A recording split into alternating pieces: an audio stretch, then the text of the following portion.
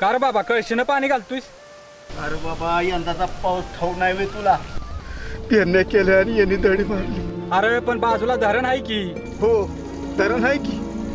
धरण उशाला आणि कोरड मात्र कशाला, अशी गत झाली आमची. अरे म्हणजे या धरणातलं पाणी भेटत नाही का तुम्हाला? या धरणासाठी आम्ही त्याग केला, लाट्या काट्या खाल्ली, तुरुंगात गेलो, शेवटी संसार पाठीवर बांधला आणि सरकारने आम्हाला इथं आणून टाकलं, तरी बी आमच्या शेताला पाणी मिळालं. अरे मग पाणी जातंय कुठं ते तरी सांगा. अरे फक्त 50 मीटर पाणी फक्त आमच्या तालुक्याला, बाकीचं पाणी जमिनी पोखरून बोगद्यातनं बाहेरच्या जिल्ह्याला जाते आणि आमच्या जमिनी मात्र कोरड्याच राहील. यांनी जमिनी नाहीत, आमची काळज पोखरते ही आजचे आमदार. अहो भाऊजी, जमिनीला पाणी मिळेना म्हणून आम्हाला बहिणींना बाहेरच्या तालुक्यात बांगल्याला जावं लागतं या.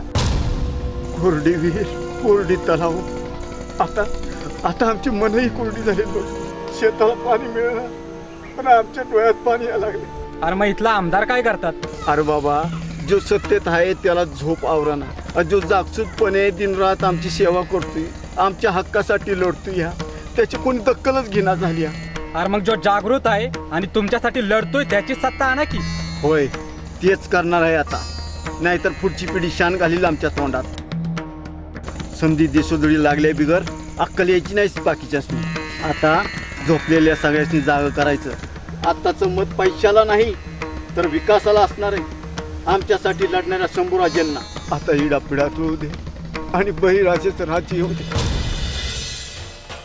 आता भगवं वादळ येणार, पाटणचा वाद विधानसभेत जाणार.